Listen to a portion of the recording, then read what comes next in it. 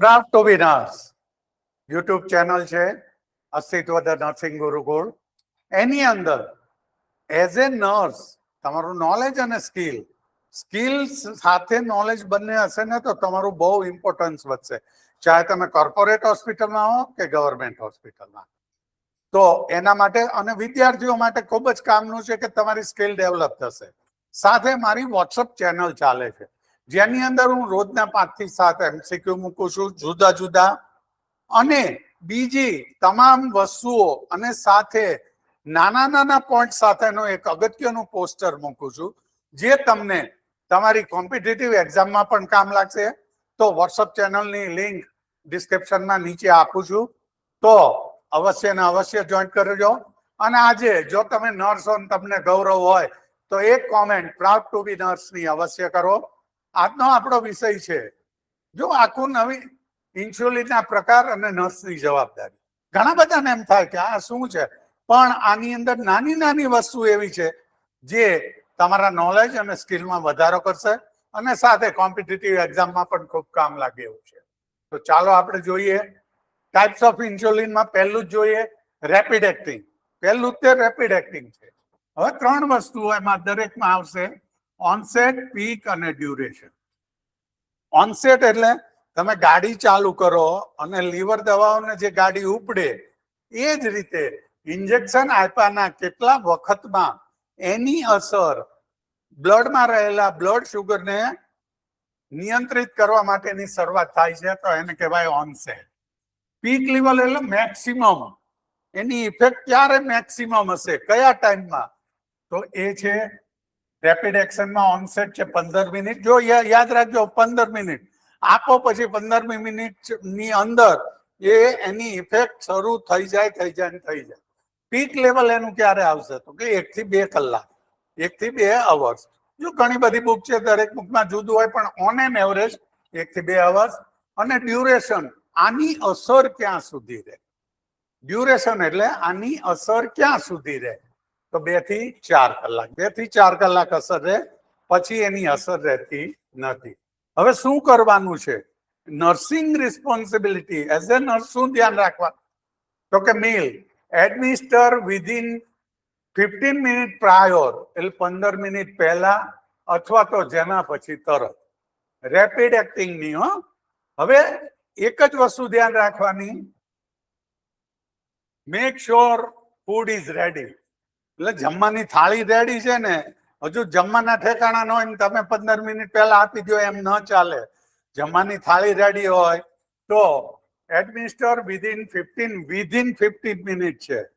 Within એટલે કે 15 minute પહેલા જ આપ, પણ વિધિન 15 મિનિટમાં અથવા જેમાં પછી તરત આપવાનું.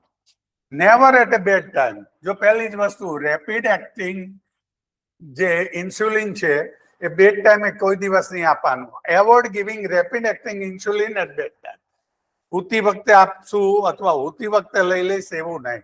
અને injection technique, inject subcutaneously into the abdomen, upper arm, thigh or buttocks.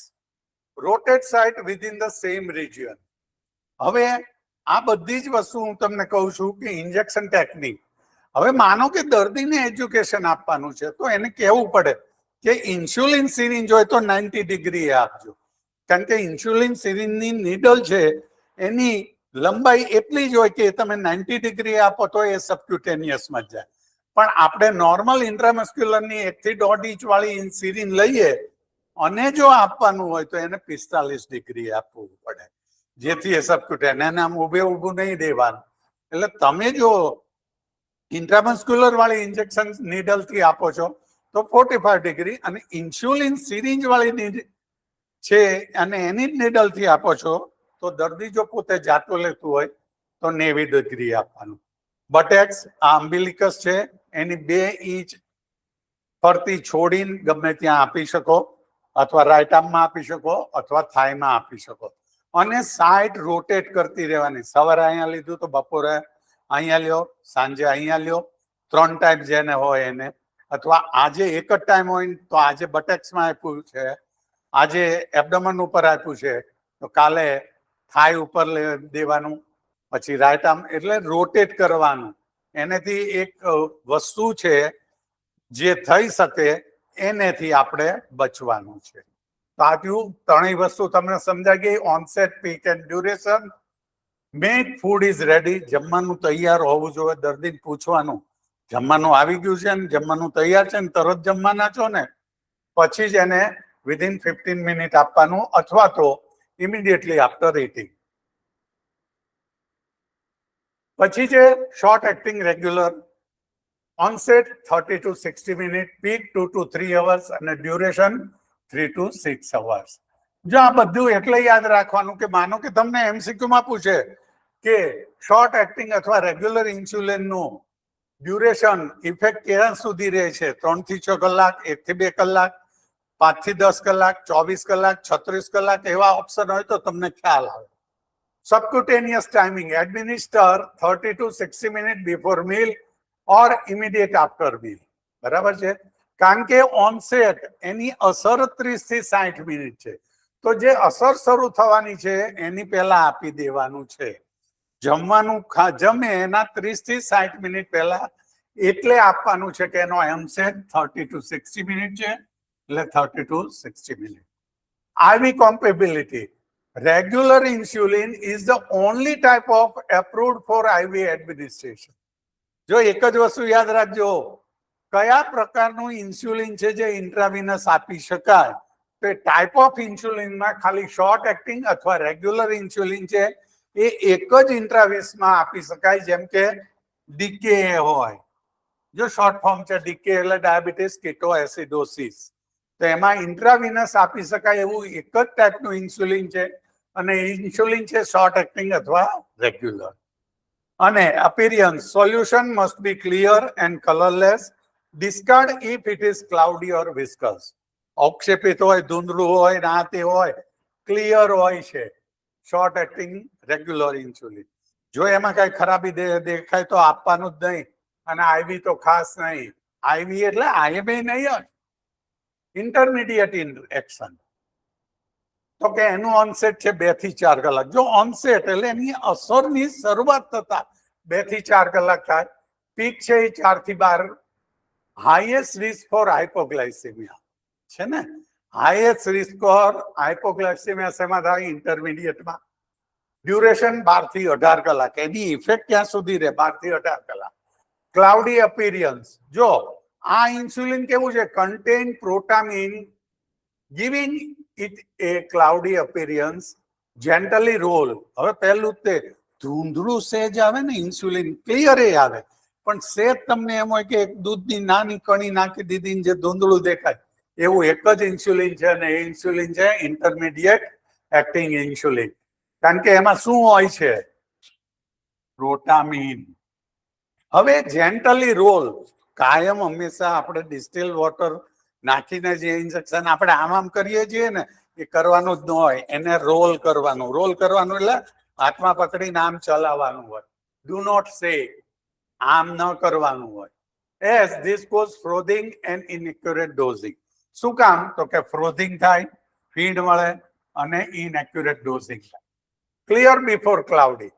હવે વિચાર કરજો, હવે તો મિક્સ આવે જ છે ઇન્સ્યુલિન, પરંતુ એમ હોય કે ક્લિયર ઇન્સ્યુલિન છે, બીજું ઇન્સ્યુલિન આની સિવાયનું એક ક્લાઉડી નથી, તો ક્લાઉડી જોડે ક્લિયર ઇન્સ્યુલિન જો મિક્સ કરવાનું છે, તો if mixing with rapid or short acting insulin which are clear. Draw up the clear insulin first. એટલે પહેલા સિરિંજમાં ક્લિયર ઇન્સ્યુલિન લો. This prevent contaminating the clear vial with the protamine or zinc from the cloudy. સમજી ગયા? આ ક્લાઉડીમાં જે પ્રોટામિન કે zinc હોય છે, હવે પહેલા તમે એક ક્લાઉડી લઈ લો ને પછી આમ કરીને આપણે તો શું છે પાછી એર પુશ કરીએ, હવે એમાં જે એકાદું ડ્રોપ જાય, એટલે એવી વસ્તુ ન થવી જોઈએ. જો મિક્સ કરવાનું આવે તો પહેલા ક્લિયર અને પછી ક્લાઉડી. ક્લાઉડી એટલે intermediate active wire. Now route, administer strictly subcutaneous injection, never administer IV or IM. Never administer. Injection site, rotate site, abdomen, thighs, buttocks, arm to prevent. મેં તમને કીધું ને કઈ વસ્તુ? તો લાઇપોડિસ્ટ્રોફી. જો તમને નર્સ તરીકેનું ગૌરવ હોય ને તો આજે એક કોમેન્ટ લખજો, પ્રાઉડ ટુ બી નર્સ. અને લાઈક કરજો.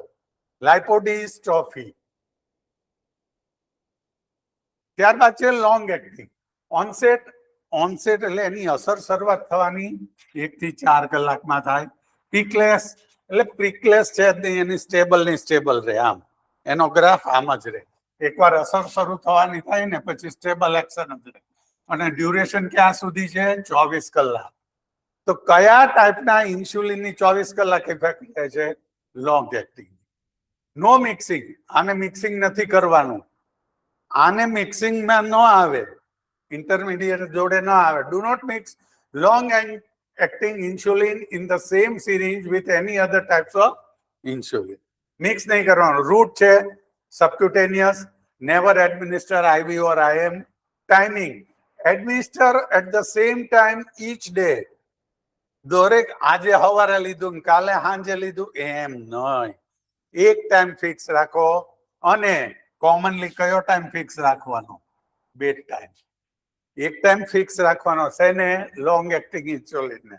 અને site rotation, rotate injection site, બરાબર છે, systematically to prevent lipohypertrophy. Lipohypertrophy એટલે એડિપોઝ ટિશ્યુની જે છે, જોઈ લેજો. લાઇપો હાઇપરટ્રોફી એટલે શું? એ પ્રિવેન્ટ કરવા માટે. અને અલ્ટ્રા લોંગ એક્ટિંગ તો ઓનસેટ છે 6 કલાક. પીક છે, આનું પીકલેસ છે, સ્ટેબલ છે. ડ્યુરેશન છે 36 કલાકથી વધુ. જોયું ને કેટલા પ્રકારના ઇન્સ્યુલિન છે. આપણે તો શું છે, એક રેગ્યુલર ઘણા પ્રકારના છે. દરેક વખતે નર્સિંગની રિસ્પોન્સિબિલિટી પેશન્ટને હેલ્થ એજ્યુકેશન આપવાનું, ટીચિંગ આપવાનું, શીખવાડવાનું, એ બધી જવાબદારી નર્સની હોય છે. No shaking, gently roll before drawing the dose, do not shake. આ રીતે નહીં કરવાનું. Injection site, injection into the subcutaneous to the abdomen, thigh, buttocks or upper arm. Always rotate the injection site to prevent lipohypertrophy. તો insulin injection આપતી વખતે site કેમ વારંવાર check કરવી? કયા વસ્તુને પ્રિવેન્ટ કરવા માટે, કયા ડિઝીઝને, કઈ કન્ડિશનને પ્રિવેન્ટ કરવા માટે? તો તમારો જવાબ છે lipohypertrophy. Concentration check. Ultra long insulin often come in a higher concentration. બરાબર છે. U300 જો હવે છે ને, પહેલા તો યુનિટ 40 એટલે 1 ml કહેવાતું ઇન્સ્યુલિનની સિરીઝ, પણ હવે યુનિટ 300 આવી ગયા છે. 300 એટલે 1 ml, યુનિટ 100 એટલે 1 ml. એ વાયલ ઉપર લખેલું હોય છે. એ ગણતરી સાથે કેટલા યુનિટ લખ્યા છે એની ગણતરી કરીને પછી આપવાનું હોય છે. Ensure the correct insulin syringe is used to avoid dosing error. બરોબર ને? તો ઇન્સ્યુલિન સિરિંજ અને ઇન્સ્યુલિન આપતા પહેલા આવું લખેલું છે કે નહીં? U40, U100, U300 એમ લખેલું. એનો મતલબ એમ થયો કે 1 ml એટલે 1 ml ઇન્સ્યુલિન સિરિંજ આવે, એમાં 300 યુનિટ હોય છે. U100 એટલે 100 હોય છે. બરાબર? તો એ રીતે ગણતરી કરીને આપવાનું છે. પ્રીમિક્સ, હવે તો મેં કીધું ને પ્રીમિક્સ એ આવે છે 5 to 60 મિનિટ એનો ઓનસેટ છે. Peak depend on the combination કયા પ્રકારનું છે. ડ્યુરેશન 10 થી 24 કલાક. Timing is critical. Because of the rapid acting component, this insulin must be administered within 15 minutes or immediate after starting meal. Immediate after starting meal. Patient જમે છે, હજી નથી લીધું, જમતો હોય ને તોય તરત આપી દેવાનું. ના ના, તમે જમી લ્યો પછી કલાક પછી મને કહેશો, એમ નહીં. એવી વસ્તુ કરવાની નથી. નો મિક્સિંગ. પ્રીમિક્સ છે. તો પ્રીમિક્સ મેં તમને પહેલા જ કીધું એમ આવે છે. પહેલા તો રેગ્યુલર અને લેન્ટ ઇન્સ્યુલિન એટલે કે ક્લાઉડી અને ક્લિયર બેયને મિક્સ કરીને આપવામાં આવતું. જો એવું કઈ હોય તો પહેલા ક્લિયર લેવાનું, પછી જ ક્લાઉડી લેવાનું. અને એસાઇનમેન્ટ છે મારી સાથે છેલ્લે સુધી જે જોડાયેલા છે એ લોકોને કહું છું, મને જવાબ આપો કે અત્યારે દાખલા તરીકે પ્રોડક્ટ છે હ્યુમાલોગ, એક્ટાપ્રિડ, મિક્સટેડ, લેન્ટસ ઓર ગ્લેરગીન, આવા બધા છે. એ કેવા પ્રકારના ઇન્સ્યુલિન છે મને કોમેન્ટમાં જવાબ તો આપો, જેથી મને ખબર પડે how your curiosity is increase for education, for gain the knowledge and develop the skill. મારી સાથે જોડાયેલા લ્યો. વોટ્સઅપ ચેનલને પણ સબસ્ક્રાઇબ કરો. ડિસ્ક્રિપ્શનમાં એની લિંક આપેલી છે. હર હર મહાદેવ.